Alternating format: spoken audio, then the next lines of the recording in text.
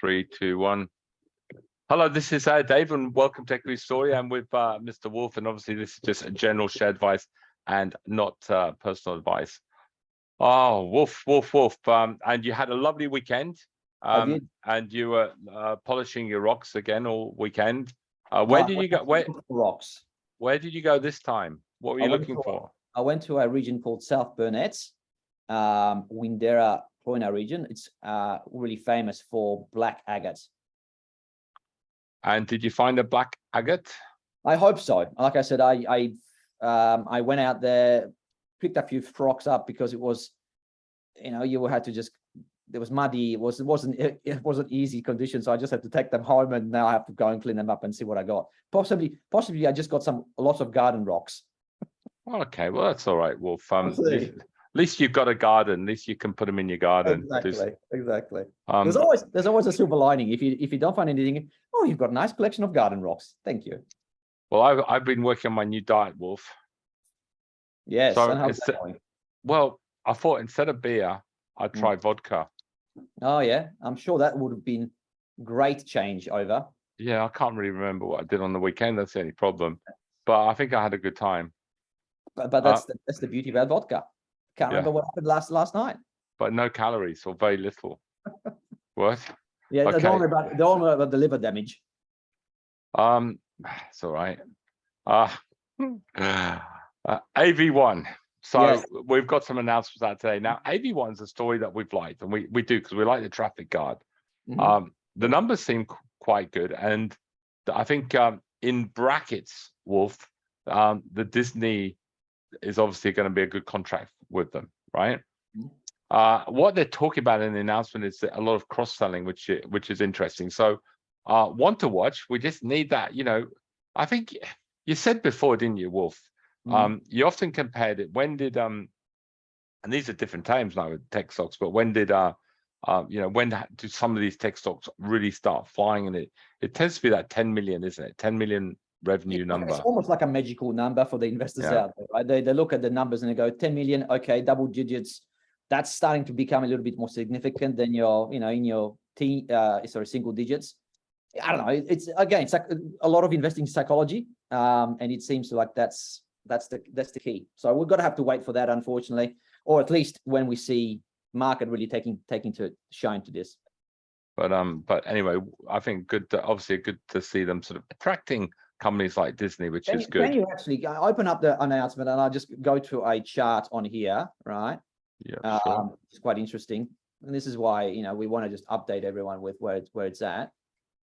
If you've got yeah, sure. Wolf, hold on. Yep, that's okay. I'm just going to quickly read out something as well because I've got it up on here. The graph obviously is pretty good. So just go down, right? So we've got an ARR of 2.8. Where's the graph gone? Oh, there we go.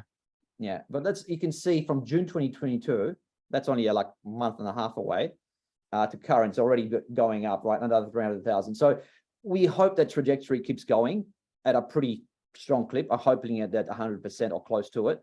And the target's still around at least 5 million you'd hope by the end of the financial year. The end of calendar year this year. And on that sort of numbers, I'm expecting still, to get to that 10 million. I'm still thinking, I'm being conservative here, Dave. I'm still thinking probably about 18 months odd to get there. But we're getting there. We're getting there. All right, thanks. And I should think, and it's a very competitive space. So I think that's something to point out. So if you're winning good contracts, likes of Disney, I think it's a good tick, a decent tick of approval anyway, Wolf, for the product, isn't it? Yeah. So two keys here, of course, apart from our just looking at the revenue numbers every quarter, which we'll be doing pretty closely. So the two key things here also is contract wins, so new customers, and seeing that upsell type stuff on the customers. So we'll be following the story for sure over the next few quarters. So we'll keep you updated.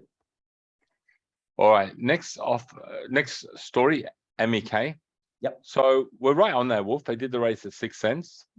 And again, like we're saying, a good raise, a positive raise. They've raised 8 million. And now, like you said, in that beautiful Shakespearean English you said the other day, let's drill the well, I was going to say SH1T, Wolf. This is a family show. I tell you what, though, you've got to give them huge credit. I mean, show me over the last 3-6 months a company in that space. So in other words, Lure Explorer, that's just raised some cash. It's actually up on the capital raise. Not many. You can probably count on one hand, Dave. So that is, well, so far anyway, fantastic. Wow, I'm like very surprised and very happy, of course. But if you haven't got any, set your price target to buy closer to the 6s, because I think if there's going to be weakness in the market, we could see this come back to the 6, which was the capital raising. So it's a very good capital raising. I mean, only 10% discount to the last closing price. Fantastic. I mean, bloody hell. I mean, they've done a great job, but it just shows the strength of the project, I think, more than anything else. And let's hope that they can drill the shit out of it. Are you unhappy that I don't think it's a little bit of a... No, there isn't. I know what you want to say. Well, no, yeah, I'm shareholders, unfortunately, Dave. So that's... I've known you in the past get absolutely really upset about not being able to... Normally I would be. And, for the shareholders that don't have any, yes, it'd be upsetting, but I've got some, I've got in the fund some already, which is good, but I don't mind it. I'll pick some up on the market anyway. It'd be nice, of course, to get some at 6 cents to add more to the kitty, but I'm just glad that they found some shareholders out there that supported them quite strongly. Okay, well, that's a very different tack than you often have, but yeah, it is. But what? There's not much you can do when they do that sort of stuff. Yeah, I'm a little bit always disappointed when it don't come to the shareholders, but at the end of the day, as long as look at the reaction of the price, Dave, you've got to be happy with that. Yeah, no, I know, because if mums and dads are involved, then they sell a bit, don't they? So they can use that money to buy at 6 cents. It just delays the whole thing of getting to 10 cents. So that's where we want to be, 10 cents at least to begin with. I suppose that's why the other reason is you always want to own a little bit before any capital raising, just in case there is a capital raising that you can buy more. But if they don't, you've got some, right? So there you go. I mean, it works both ways anyway. All right. Now, I think we talked about two interesting stories, AV1 and MEK to start with. Actually, one thing, just open up the thing. I just want to open up the announcement. I just want to point out one thing for the MEK shareholders out there, what they're going to be looking for over the next, say, couple of months. Okay. Because they a nice little slide on that. That's the one. Sorry, one a little bit further down. So first of all, you've got that on here on this SA spending and planned drilling. So you can see the high grade stuff, the 32 at 16 and the 20 at 20, right? On the right hand side. So they're going to drill some holes next to them. Plus they've got some outstanding results coming still, right? When I say outstanding, I don't mean they're going to be outstanding. I'm saying outstanding, they obviously need to come up with the results, right? So let's see what they come up with, and let's hope they're pretty good. I think the ones on the left-hand side is not going to be obviously high. They're going to probably be in the 1s and the 2s, right? As we can see on the previous ones. So, but overall, it looks good. So if you just go up slightly up now, right, here you go. So you've got that St. Anne's and you've got Turnberry. Turnberry's already got 600,000 ounces at 1.7. So the St. Anne's is the exciting stuff that they're finding at the moment. They've got a 3 kilometers of strike between the two that they haven't already drilled, or there has been a sporadic drilling previously. So there's lots of stuff to come, Dave. I'm pretty intrigued, right? And happy to be in part of this journey. Let's see what happens. So do you think that there's a chance? I mean, have they drilled in the between it at all? Has there been any drilling? Yeah, but there is some. You see the yellow things? That's the drill holes that come up with something, maybe background gold, or maybe maybe the lows in the 0.5s or something like that. I mean, it just needs probably more work. I'd say, even if there's nothing in between, if they can get St. Anne's closer to Turnberry style, you've already got probably, hopefully, maybe over 1 million ounces. Well, some big gaps here, aren't there? Right? There are, absolutely. Yeah. I mean, 3 kilometers, Dave. That's and also it's obviously open to that and down as well. Eastern south. So and look at that, they've already got lots of gold. Now, the other thing, Wolf,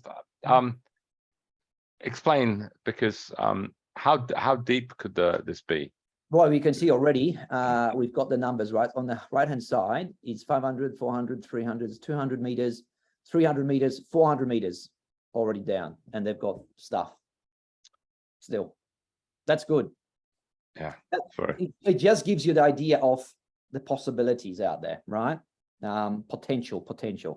But this more is interested by the shallow stuff. it's not palfrey type gold though, is it? No. This is going to be shear type zone, probably some quartz veins and stuff like that. Okay. Anyway, very, very, very interesting. Yes. And certainly a keeper. For the moment, yes. Things can change rapidly, of course, but for the moment, definitely a keeper. You'd be looking to, like I said, pick it up in the sixes if you can, closer, hopefully lower, closer to that 6 cents raise. Wolfie, we talked about two good stories. Can I talk about a third one, which is obviously again another really good story, is car sales. I'll bring the results over, so I think it's a good idea, so everyone can have a look. Yep. Maybe if you could talk through this. Yeah, I want to actually, for probably the most important or interesting part of it for me was the actual outlook, right? Which we'll go through it in a second, but just go to the numbers themselves. And I just want to quickly go through. So just go down slightly more, where you can see that sort of, keep going. Yeah, that's it. That's the one. You've got 36% growth on the revenue line, 25% growth on the EBITDA line, and then all the way you go down to that reported NPAT of 23%, and earnings per share up 12%, which is nice. That's going to drop it hopefully in the 30s, that PE. What I'm liking though is the outlook here, because you remember they just bought a big company out of the US, right? Where hopefully there's big growth there. And this is what they're exciting about. This is what they're talking about. This is actually already going quite well. So just keep going down all the way, right? And I'll show you where to stop. Keep going. And yep, keep going. Outlook. Yeah, we can do one more. There we go. Okay. So we've got here, we expect to deliver good growth and adjusted revenue and adjusted EBITDA in pro forma 23. Actual basis, we expect to deliver very strong growth in adjusted revenue. I mean, that's pretty good. That's good language. I like it. And adjusted NPAT in FY23. So now, if you just go down to right here, right, the margins, we expect to see expansions, right? Margin expansion in our Carsales group, adjusted EBITDA. Brilliant news. That's why the market's rewarding it. And then if you go through the actual, what is actually happening, the actual overseas stuff is what's driving that real strong growth at the moment, Dave. That's why you're getting excited about this. And you are buying this. This is a buy for me, but maybe not today. You got to wait for some weakness in this. You hopefully pick it up closer to the $20 mark. Really, what a wonderful explanation of a report, Wolf. So, thanks. You know, if you look at car sales, it's obviously having a move up, and I think it could move up a little bit higher. But we know stocks eventually will return back to trend.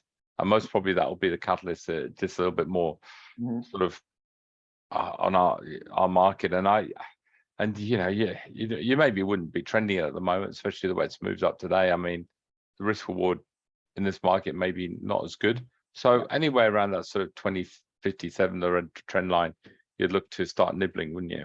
Yeah, I look. The reason why I say that, why wouldn't you buy now? Because remember, they had a huge capital raising only not too long ago in that 18s. So there's going to be a lot of money probably taking profits in the 20s. That's why I don't think there's a rush for this. Just be patient. Cheeky bids on around the $20, 20, 50, something like that. And let's see what happens. Wolf, next one off the list. I think we'll do CGA. Yes. It's a new company now. I think we had a question on this on Ask the Analyst Live. Yep. You've deep dived it. You saw the announcement today. You're liking those drill results? Yeah, look, they are very high grade stuff. I mean, I don't like Kazakhstan as a place to go and do business in, probably because I don't know much about it. Plus, it's too close to Russia, too much probably influence. So okay. for me, that's a pass. But anyway, great drilling results. So if you're following the graphite space, and it's also got a big resource as well over there, Dave. So great grades, big resource, one to follow in that space, graphite as a trend or a trade, not as an investment long-term, because at the end of the day, long-term investments have to have I suppose, a path to getting up and cash flow. And this is what I'm sort of struggling with, accepting that there's going to be cash flows if it's in Kazakhstan. But anyway, stranger things have happened. You never know. But for the moment, at least just treat it as a long-term trading type stuff. Yeah. It's. I don't think you just got to let this chart settle down a bit, Wolf, before you trade it. It's definitely, and I suppose Kazakhstan. I don't think it helps the fact it's in Kazakhstan to really. Who's the famous people from? I don't know.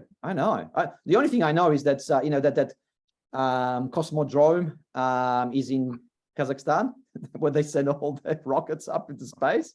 I think it's called Baikonur or something. I don't know. I can't remember. But I don't know much about Kazakhstan, I have to admit.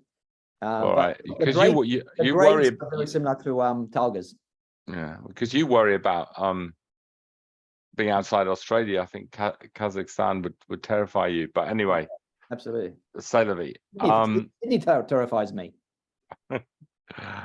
Now, Blue Scope Steel, being in a bit of a downtrend, is pivoting, coming back a little bit. Wolf, is that announcement good enough, do you think, today to get back above the water level? I'm surprised it's actually doing so well. The result was fantastic. However, the outlook, they did say that there's a softening in Asia and US. So I don't know. I mean, are the market just looking past that? Will be interesting. But look, going great guns. They are expanding in the US. You've got to give them a lot of credits for a company, especially they're doing very well with the costs as well. So at the end of the day, so they're noticing a bit of a slowdown in America, possibly this recession, which they're in, but they say they're not in. One of those. Yeah. Well, they are expanding. They are pouring a lot of money. I think they said they've spent about $5 billion already in investments in the US, but they did flag that there's a little bit of softening in both regions. For the it was quite interesting. So I thought there could be some easing, but no, the market's sort of taken it positively. The thing is, it's just going to move, Wolf. It's just going to move with the economy, isn't it? So if this market gets into a deep recession, this will come off, and you just got to trend the stock, and it's remember, it is still production, right? So still production is extremely connected to economy growth. So you're gonna have to follow that very closely. Penn. Wolf. Again, you want to make an example? All right, bring out the announcement. Come on, Dave. We got to go through it because time and time again, same old story, right? With these sort of feasibility studies. So this is another get angry with Wolf time. Another tirade. Right. So anyway. So just they did say cautionary. Two disappointing things for me in there, right? So you just go down to stop by that. There we go. All right. Two very disappointing things for me. The present value, then the pre-tax net present value is only 125 million. That's pretty low. I mean, they've got a market cap of 199 million. Normally the companies come up with this $1 billion, NPVs, and the market's cap only 300 million. So everyone gets excited. This is actually below the market cap. So that's a bit of a disappointment. That's pretty low, especially at least that's honest. Yeah, but this is even pre-tax, right? I know it's honest. They had to put it in there. They couldn't do anything else with it. But also look at the price they used. Average sales price of $62, Dave. And currently it is below that. It's I think at 50. It's cheeky, right? Yeah, it's very cheeky. And then you go life of mine all-in costs, AIC, $45. So that's at current prices. And let's have a look. Uranium prices. I think it's marginal right now. So that's the problem right there. That's why it's down today. Right, and obviously not a good idea to invest in the company. No. That's just, I think that puts a whole dampener on this, and you think to yourself, that's dead and dusted, I think, for the moment. So anyone in Penn, obviously it's a sell. Yep. Going to Bendigo Bank. Yep. It's down today pretty heavily, Wolf, 7.79%. I suppose it's really a bit of a dividend play. What are the market reading into that announcement? That's a mixed result in there. I think Again, can you bring out that announcement? I'll show you what I saw in there. And I think if you look at statutory net profit after tax was down 6.9%. That wasn't good, right? Even though the cash earnings after tax were up 500 million. The big worry for me, Dave, this is, I think, what kills it today, is they look at the 21 basis points net interest margin. That is huge. That is a big fall in net interest margin. Just shows how competitive the market is. And that's the killer today. So is this the problem, that a lot of these loans are sort of 5-year fixed and 3-year fixed? And I think it goes back to, first of all, possibly funding, right? So the mad scrabble for funding out there. There is that huge fight between all the other banks, the regional banks, for the mortgages out there. Possibly a lot of changeovers for, you could see from the fixed to floating interest rate type stuff. And, in this market, when the interest rates are rising, you're expecting to at least hold it steady. When you see it down like this by 21 basis points, that is a big red flag. And so this theory, Wolf, often you say in high interest rates, they can squeeze bigger margins. Yes. In this market, it's not, well, certainly with Bendigo Bank, it's not playing out. Absolutely, Dave. It's not playing out at all how I thought it's going to play out, but it's early days. So let's see how they go over maybe the next 6 months to 12 months. Because if they can get it, if the interest rates keep rising to the 3%, then they will give you more room to play with to get that net interest margin up, right? But early days are not a great sign.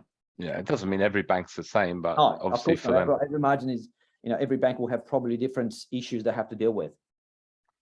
All right, Wolf, BTI. I had it on Einstein. So I saw the breakup. Obviously, the news was out last week, really. And going up 4% today. Yeah, I think that's on the back of the NTA, which is net value, and net present value, net value of the assets they've got is about 180, I think they said in their presentation today. 186. There you go. So they're below that. They're trading below that at 150. So there's definitely value there. So if they sold everything, you're going to have, you're paying like 80 cents for a dollar, so to speak. So it looks good value.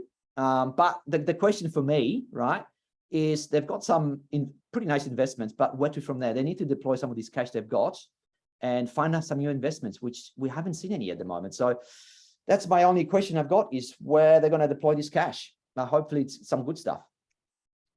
CQE, dividend stock, Wolf, more or less holding up. Actually, I saw it was interesting, like going through Einstein's on the weekend, Wolf.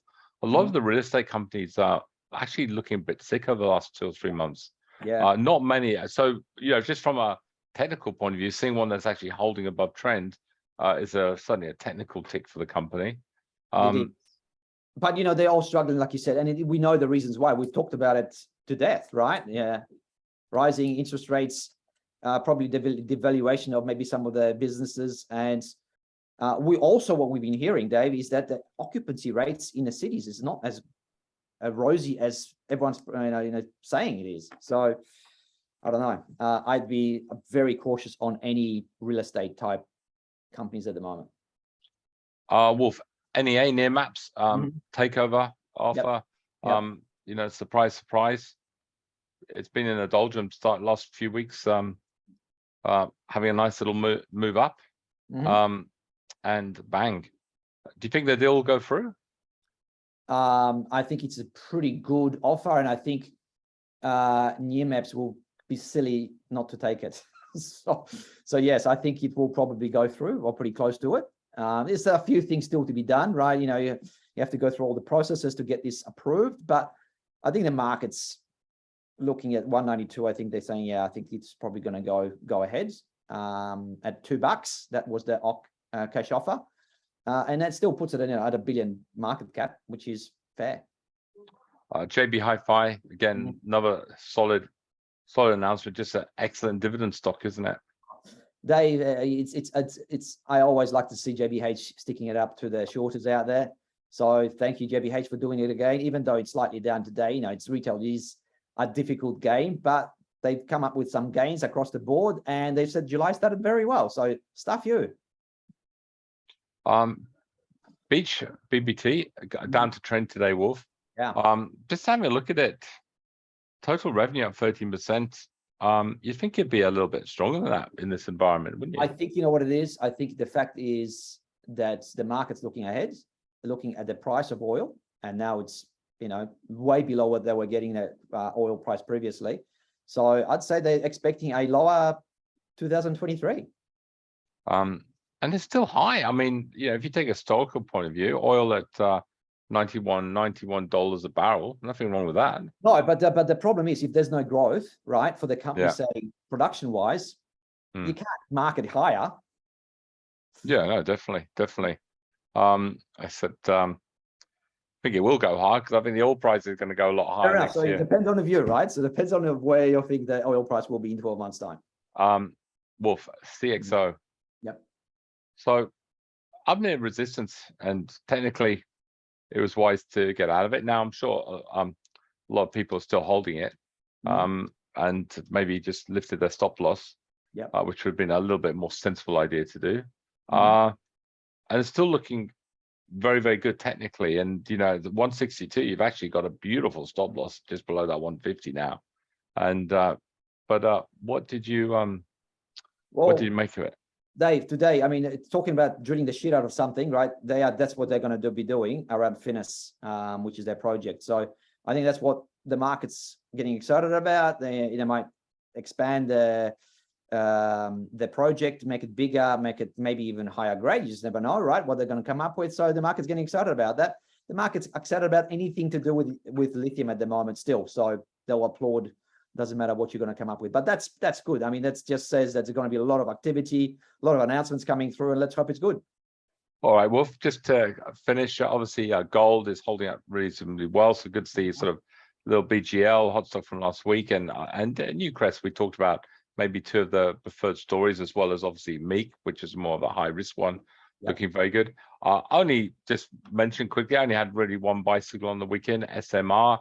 It was interesting today that Morgan's came out with a 345 target price on it. So, you know, I think it's a good it's a good bicycle, and maybe one well worth looking to get in on the trade. Yeah, absolutely. I think it's a good one. On that note, Wolfie, thank you very, very much. Always good to have the Wolf, and hasta mañana. See you tomorrow, guys.